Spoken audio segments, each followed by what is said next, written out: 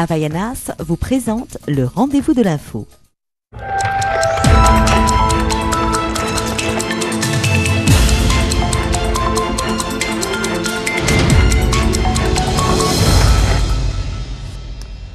Bonsoir à tous, bienvenue dans le rendez-vous de l'info. Ce soir, deux invités. Notre première invitée, Enrica Hinault, directrice générale de l'ADES. Et puis bien sûr, on va parler de l'épicerie Tidegras et de cet événement concernant la galette qui connaît un énorme succès.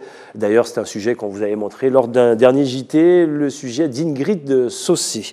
Deuxième invitée, Orla Jadfar, qui est toujours fidèle à ce qu'elle dit. Elle n'oublie jamais les communes. Donc, de retour de Saint-Laurent-du-Maroni, elle nous racontera un petit peu aussi toute son actualité carnavalesque jusqu'à la fin du carnaval. Ça bouge beaucoup pour Orla Jadfar, qui sera notre deuxième invitée. Bonsoir Vanessa. Bonsoir Gilles. Ce soir, focus sur les MOOC. Alors, ce n'est pas une spécialité culinaire exotique, ce sont des cours en ligne ouverts à tous et on voit ça tout à l'heure. D'accord, le rendez-vous de l'info qui démarre tout de suite avec le journal tout en images.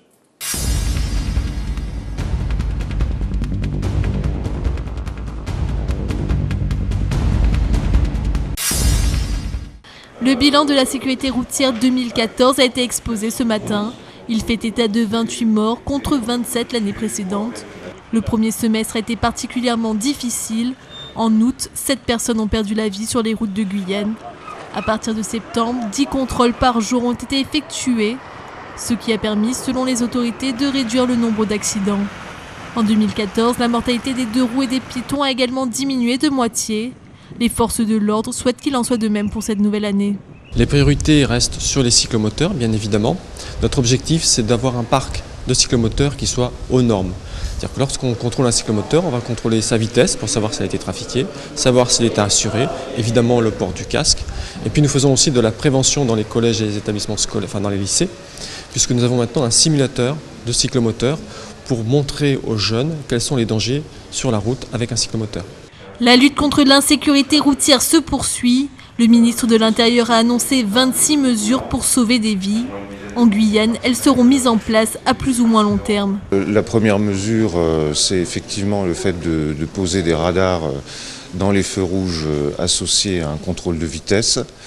La deuxième, c'est l'abaissement du taux d'alcoolémie pour les jeunes à 0,2 pendant 3 ans pour les novices.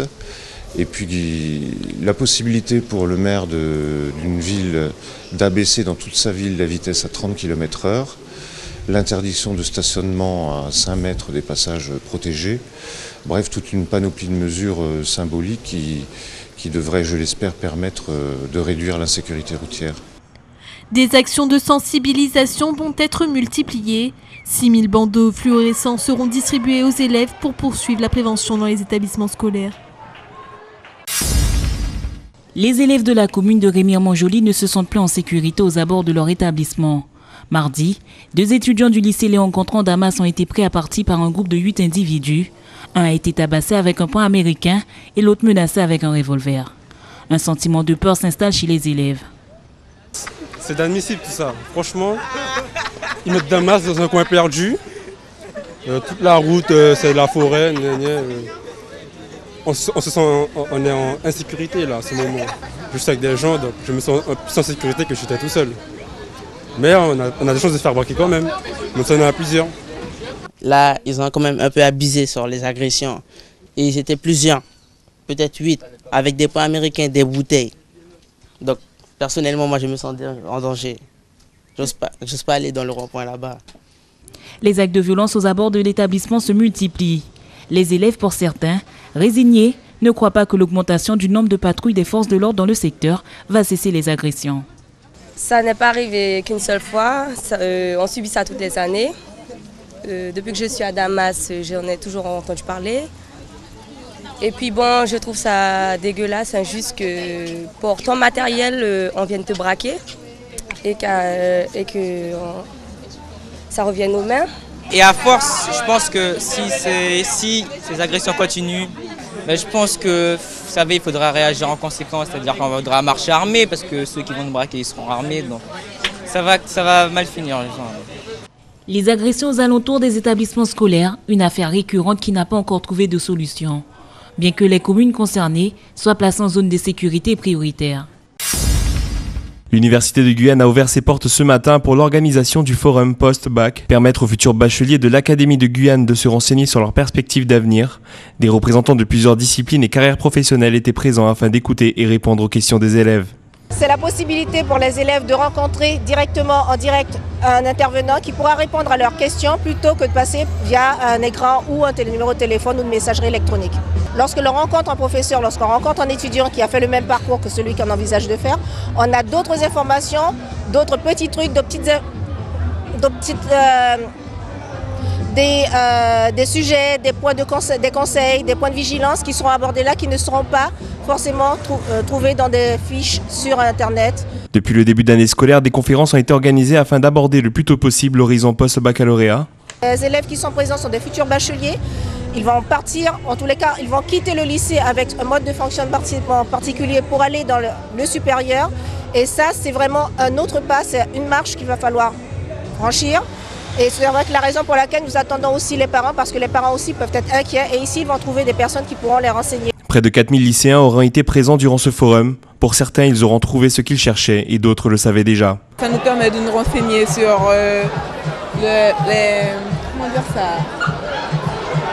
les choses qu'on voudrait faire après le bac et tout ça. Est-ce que toi, justement, tu as pu avoir des informations que tu voulais? Pas encore, mais je cherche toujours. C'est important, c'est pour les gens qui ne savent pas trop quoi choisir, qui ne savent pas quoi faire plus tard, mais quand on sait quoi faire, c'est pas ce qu'il y a de plus important, parce qu'on a déjà une idée générale, on n'a pas tellement besoin de ça. Enfin, on sait déjà, c'est pour les gens qui n'ont pas trop d'idées. Voilà. Aujourd'hui, il ne reste plus que 2 trimestres pour ces élèves qui devront d'ici peu faire un choix qui pourrait être décisif pour le reste de leur vie.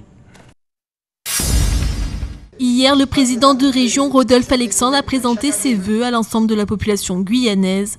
Des vœux portés sur la solidarité et le bien vivre ensemble. Et il faut que cette année, qui soit une année exceptionnelle sur les fonds européens, les contrats de plan, la collectivité unique, que tous les Guyanais, ceux qui habitent la Guyane, participent au débat. Chacun est un acteur de la vie économique. Donc le choix qui va être fait, c'est un choix qui va porter sur 50 ans. Après, tout peut être fait, mais que chacun se respecte d'abord. La Guyane est riche de sa diversité. Cette soirée était également l'occasion de dresser un bilan de l'année 2014, une année riche et assez satisfaisante selon Rodolphe Alexandre. Ce plan budgétaire, il est excellent parce que nous avons une capacité en termes de trésorerie, d'amortissement, fonds de roulement, remboursement d'annuités correct et capable de relancer encore donc, la commande publique, d'accompagner les investissements, de répondre aux éventuels désengagements de l'État. Et la preuve en est qu'on a réussi à obtenir un emprunt de 35 millions. Donc sur ce plan, on peut être satisfait. Le président de région souhaite consolider ce bilan pour cette nouvelle année. De nouveaux aménagements devraient être mis en place dès 2015. Les grands projets, c'est Maringouin. C'est terminer Balata enfin, c'est-à-dire déplacer les canalisations, faire la 3e voie, etc. C'est terminer les halls de sport dans chacune des communes qui ont été préemptées à ce niveau. C'est relancer l'offre territoriale, c'est quand même plus de 140 millions l'offre territoriale. Il y a beaucoup d'indicateurs qui vont sortir, vous allez voir les chantiers apparaître, mais je ne me satisfais pas parce que notre pays a beaucoup de retard, on a une croissance démographique exponentielle, un taux de chômage récurrent et il faut se battre chaque jour, avoir de l'audace, avoir de la pugnacité pour que nous soyons tous fiers de ce beau pays. Il faudra attendre le mois de décembre pour voir l'avancée de ces grands projets à l'aube de la future collectivité unique de Guyane. La cohabitation des espèces, l'état de l'écologie ou encore la biodiversité de Guyane, résumé en quelques centaines de pages. L'ouvrage Écologie tropicale, de l'ombre à la lumière, sorti le 8 janvier dernier, a été présenté au grand public ce matin à l'amphithéâtre de l'Espé. Il nous plonge dans le monde de la faune et de la flore tropicale de notre département. Il suit en fait l'édition d'une prospective écologie tropicale voulue par l'INE du CNRS, l'Institut, afin de faire le point sur l'écologie tropicale dans la recherche française, en Outre-mer, mais aussi donc, sur le territoire hexagonal. L'objectif avec ce livre, c'était de faire partager au public le résultat de toutes les recherches traitant aussi bien de la biodiversité en région tropicale que sur les relations hommes-milieu en Outre-mer, mais également dans d'autres pays, en Afrique, en Asie. Le livre a été rédigé par des chercheurs du laboratoire de CNRS.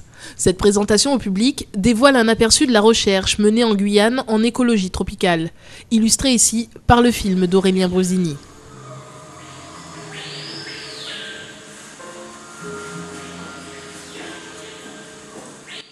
J'ai trouvé que c'était extrêmement intéressant. Ce sujet de l'écologie de la Guyane nous concerne tous et c'était vraiment très intéressant et ça me donne beaucoup d'idées pour la suite. Plutôt me spécialiser dans cette voie-là qui est un monde de recherche. 3 chercheurs de l'unité mixte de recherche Ecofog ont également travaillé sur cet ouvrage, sur l'interaction entre les fourmis et les plantes ou encore les champignons.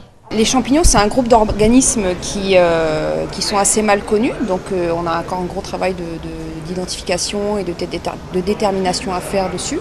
Mais surtout, en fait, ils ont un rôle essentiel dans le fonctionnement de la forêt. Et les thématiques de l'écologie en sciences, c'est vraiment comprendre les interactions entre les organismes et le fonctionnement des écosystèmes. Et donc pour ça, il faut aussi apprendre à connaître les champignons, leur diversité, leur manière de vivre et aussi comment ils interagissent avec en particulier les arbres, mais pas seulement. Un gros plan sur les spécificités de ces espaces tropicaux, de ces mécanismes adaptatifs développés par les espèces et les organismes qui y vivent, un environnement fragile à restaurer et à protéger.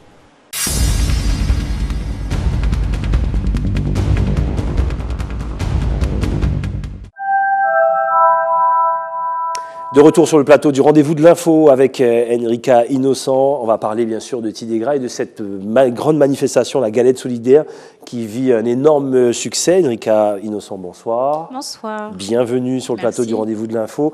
Juste avant de parler de la Galette solidaire, faisons un bilan. Nous sommes en début d'année 2015, bilan 2014 pour l'épicerie solidaire, l'épicerie Tidégra. En chiffres, ça donne quoi? Est-ce qu'il y a eu une augmentation? Est-ce que vous avez atteint votre plafond? Il y a l'épicerie à Cayenne et aussi à Saint-Laurent-du-Maroni. Alors c'est vrai qu'on aurait pu avoir des chiffres beaucoup plus importants, surtout concernant l'antenne de Saint-Laurent-du-Maroni, où nous avons beaucoup de mal, comme je le répète, à atteindre les objectifs qui sont de 150 unités familiales. On s'en sort pas trop mal avec en fait une centaine d'unités familiales. J'espère que pour 2015 nous atteindrons en fait ces objectifs. Nous avons renforcé notre équipe sur Saint-Laurent de manière à avoir un personnel beaucoup plus important pour pouvoir répondre au mieux aux services. Et sur l'antenne de Cayenne, il n'y a pas de difficultés particulières parce que les personnes viennent de manière spontanée demander l'aide, en plus des orientations faites par les travailleurs sociaux. Donc ça va, on dépasse même en fait les objectifs qui nous ont été fixés par notre réseau national. Ben justement, grâce aux différentes actions que l'on met en place, qui nous permet en fait de compléter l'achat de nos denrées alimentaires. Alors, l'épicerie Tidégra et même une épicerie solidaire, ce n'est pas simplement aller faire ses courses à Tidégra, c'est plein d'autres choses également. Est-ce qu'on peut rappeler pour nos téléspectateurs toutes les actions que vous Bien menez? sûr, faut savoir que l'ADES, en fait, c'est une entreprise d'insertion. C'est un réseau qui a pour objectif de développer des structures d'aide alimentaire participative sur le département.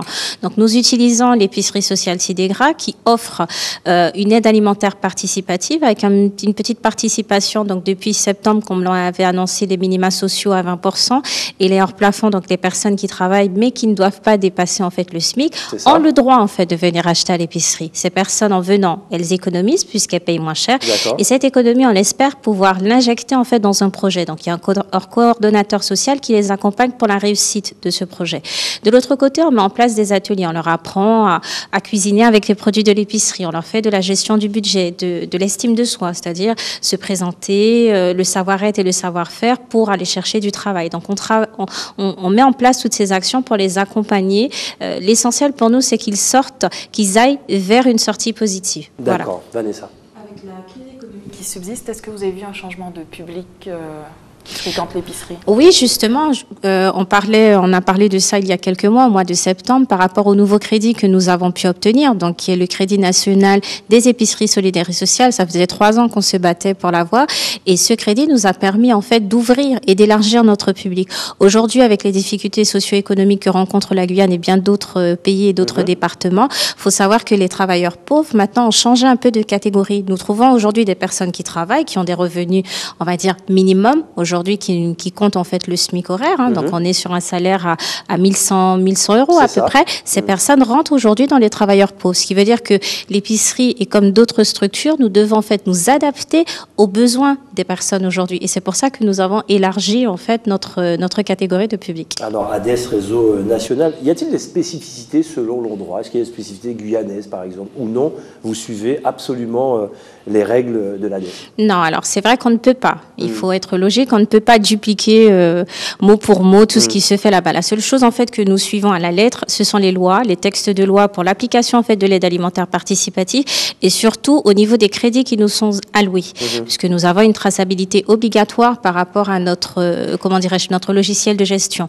Mais en dehors de ça, nous sommes obligés d'adapter puisque le public est différent au niveau des produits alimentaires également. Les produits que nous trouvons en Guyane, nous n'allons pas forcément en fait les retrouver dans les autres épiceries là-bas. Là-bas, nous ne sommes pas considérés non plus en zone blanche, donc c'est-à-dire qu'il y a plusieurs conventions avec les grossistes comme Carrefour, etc., qui font beaucoup plus de dons en fait qu'ici et qui ont cette possibilité de s'approvisionner aussi au niveau du jardin de Marianne. Donc c'est un jardin potager que nous avons mis en place au niveau de Rungis pour approvisionner ces épiceries. À savoir que les épiceries sociales en fait de la Guyane sont considérées en zone blanche et que nous n'avons pas en fait toutes ces structures mises en place et que le seul réseau d'approvisionnement que nous avons pu mettre en place, c'est celui que nous avons créé depuis 2007, auquel on a rattaché plusieurs entreprises qui participent. Donc c'est vrai qu'il y a encore quelques failles dans notre dispositif pour les DOM, mais on espère pouvoir arranger tout ça. Tout ça va évoluer. Voilà. Vous êtes victime de votre succès concernant la galette solidaire. Alors effectivement, on a parlé ici même sur ATG dans le JT. Elle avait l'air bonne, en tous les cas, dans le reportage, mais apparemment, elle est tellement bonne que vous êtes victime de votre succès. Comment ça se passe? Alors, c'est vrai que c'est notre 6e édition. Exact. Je remercie, en fait, notre cuisinière... Comment elle s'appelle? Myrlène, donc qui nous donne tous ces petits secrets. Je ne pourrais pas vous dire ce qu'elle met dans la galette, mais voilà, ça reste un secret. Ouais. Et c'est vrai qu'on est victime de notre succès. Donc, nous avons mis cette année en place, à la demande de notre clientèle, des galettes de 6 parts. Et là, chaque semaine, nous n'en avons plus. En dépasse en fait les 30 commandes au niveau des galettes de 16 parts. Donc je m'excuse auprès de tout le monde, mais il ne reste que des galettes de 12 parts. D'accord, très bien. Alors pour ceux qui veulent cette fameuse galette solidaire, comment ça se passe? Les horaires, la commande, le prix? C'est comment? Alors, les galettes sont à 28 €, donc des galettes de 12 parts avec 7 saveurs. Donc, il y a des confitures de goyave, d'ananas, de coco.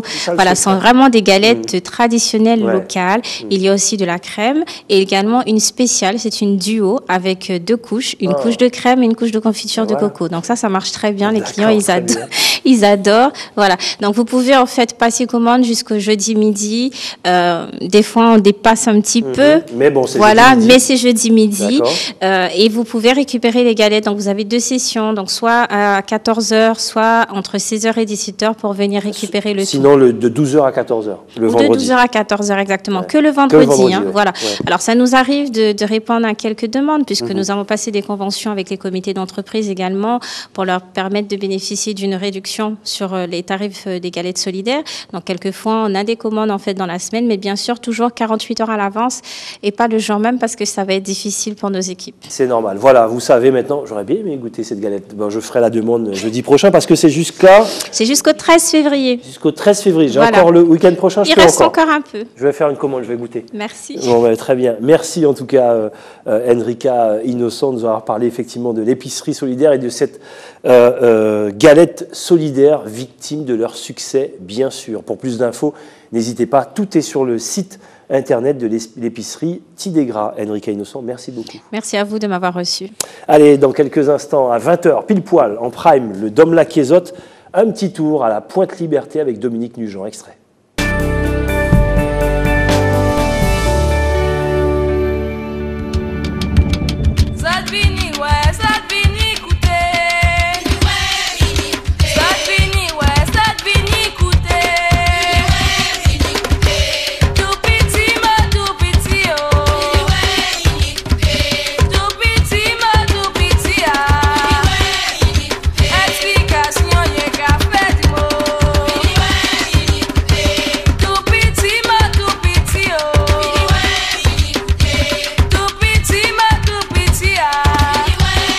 Salut, bienvenue dans ce nouveau numéro de Dom Laquaizotte. Alors aujourd'hui, un numéro un peu spécial puisque je vais vous faire découvrir un coin que j'ai particulièrement affectionné quand j'étais gamin, puisque ce coin-là, c'est une grande histoire de notre pays.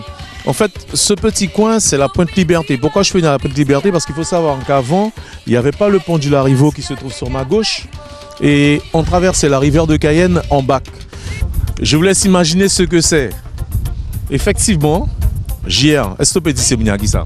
Eh ben, ça, de côté nous, il est là dans le restant bac. Alors, ça, c'est là où tu as embarqué. Puis, tu jambes dit Cayenne pour y vivre ma. Il y a pas mal d'épaves. Ça t'évoque quoi tout ça, Gia? Moi, je vis pas bien là, mais moi, laisser Gia en balade. Non, mais ça me met un peu mal à l'aise quand je vois ça. Quand je vois ça, parce que c'est un site qui est très joli, c'est un site qui est naturel. Et c'est dommage qu'il y ait autant de carcasses de navires.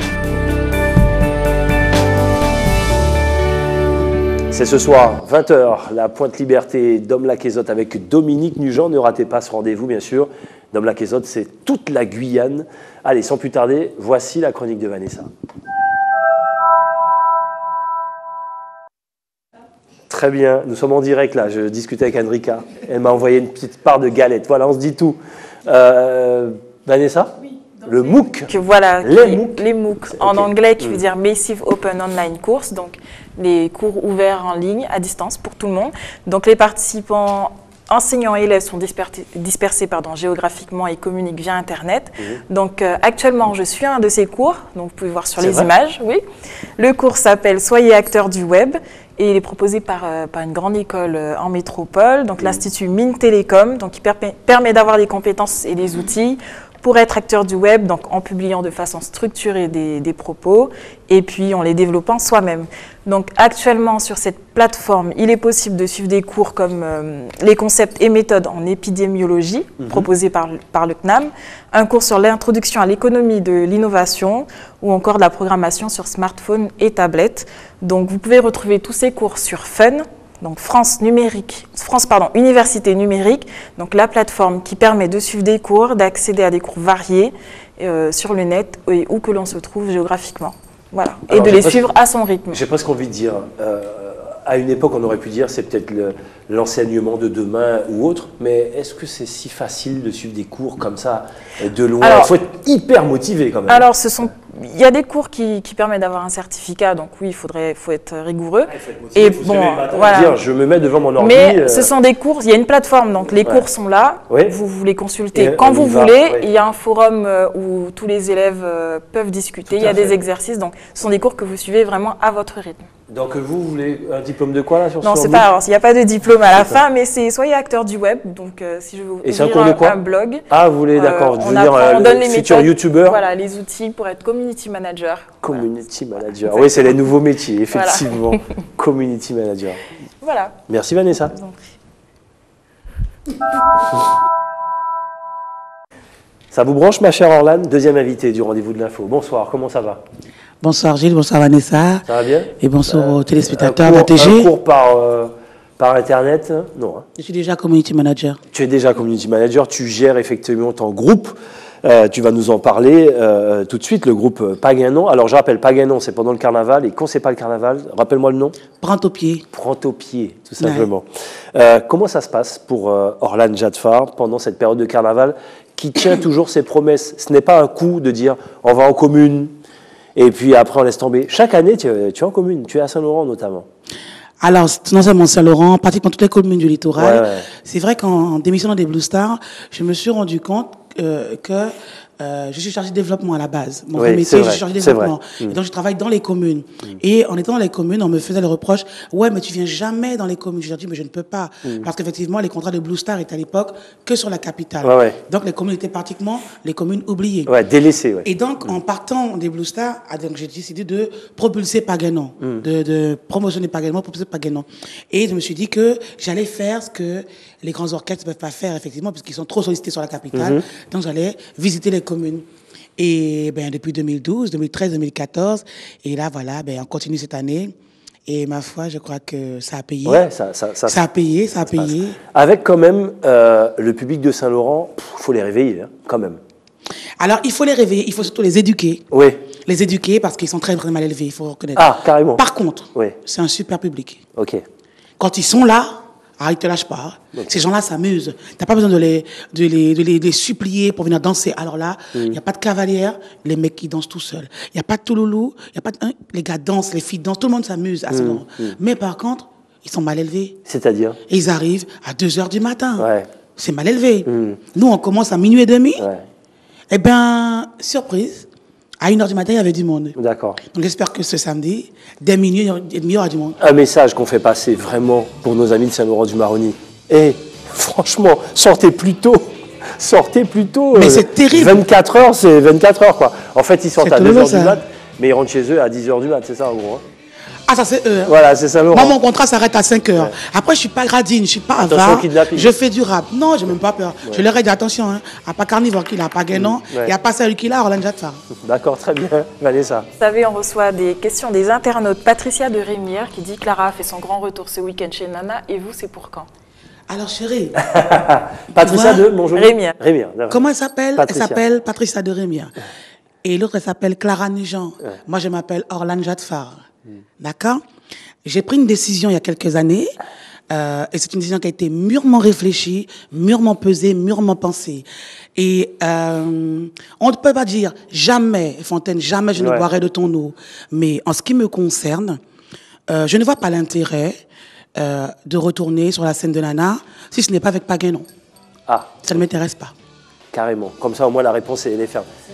Voilà pour... Tano m'a posé la question l'année dernière dans son émission, à savoir si les Blue Stars me manquaient. Je lui ai dit que non, pas du tout. Parce qu'avec Paguenon, j'ai trouvé une hygiène de vie musicale, une sérénité, un apaisement musical que je ne retrouvais plus dans les Blue Stars.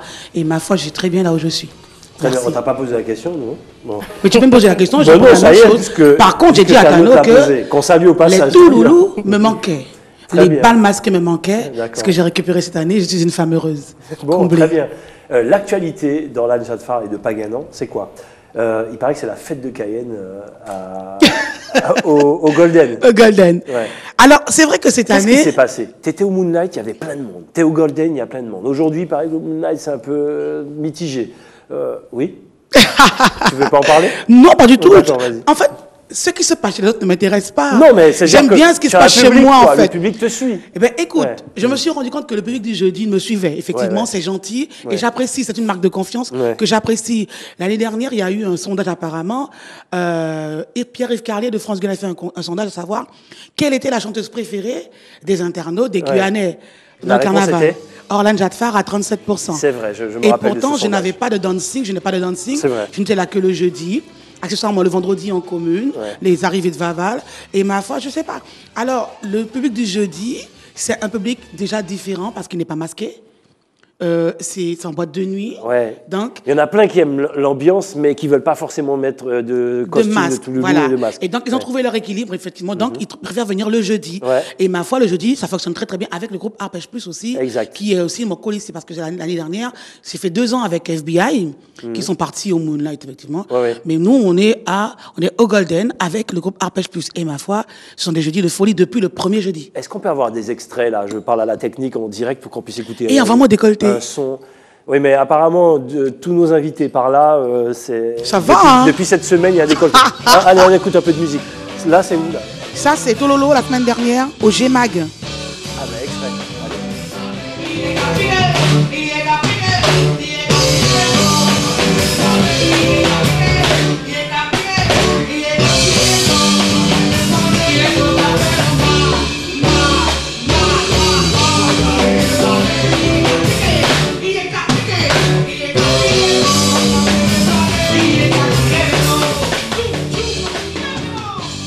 Extrait de Vaval Show, hein, c'est tous les lundis avec Rudy Maurice. Sache que Vaval Show en est partout, sauf à Saint-Laurent cette fois, mais on y sera. Mais je vais me fâcher. Mais on y sera, non, ça y est, je fais la promesse. Il y a moyen. Oui. Il faut trouver un correspondant. On y sera, ah d'accord. On n'en parle plus. Vanessa.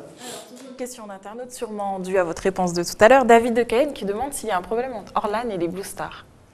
Et David n'a rien compris. C'était il y a longtemps, ça. N'importe quoi. Les gens aiment trop les histoires. Il n'y a aucun problème avec les Blue Stars. J'ai pris une décision.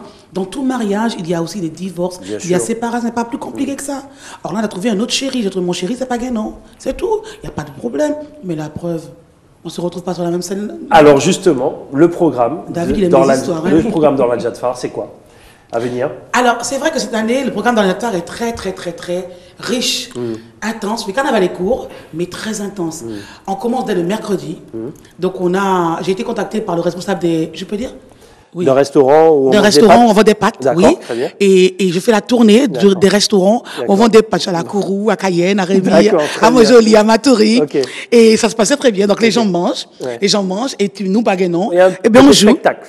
C'est plus du spectacle, c'est plus du spectacle que de la danse en fait. Okay. Après vraiment l'ambiance aidant, eh ben ils viennent sur la piste. Ça, c'est le mercredi. Le jeudi, Golden avec Arpège Plus, la fête Cayenne. Avec la fête de Cayenne. J'ai pas encore vu d'ailleurs, le vendredi donc on a les CE, les Tololo, les vendredis du carnaval au Quindal, tout ça et tout. Demain on est au Quindal.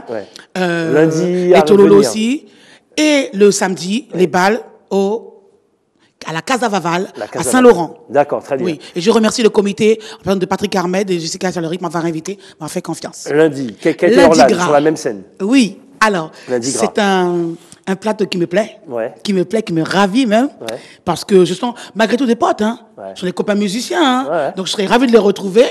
Et il appelait ça la rencontre, on dit Tony et Yannick Despointes, ils ont appelé ça la rencontre. Ce sera une belle rencontre. 3 ans après, c'est ça? 3 ans après, je retrouve mes potes. Il y aura un bisou sur la scène, tout?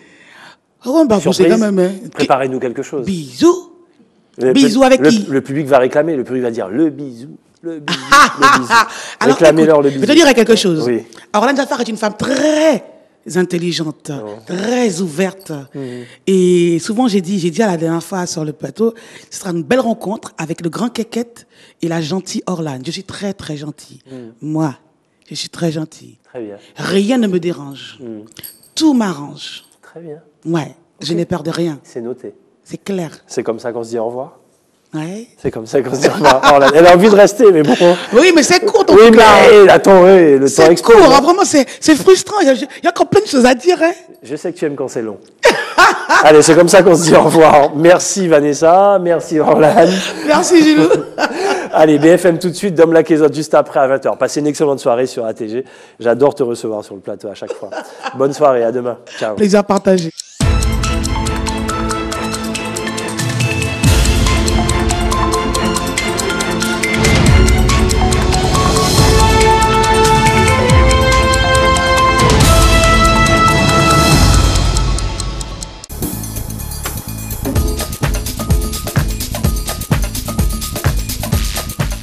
Havaianas vous a présenté le rendez-vous de l'info.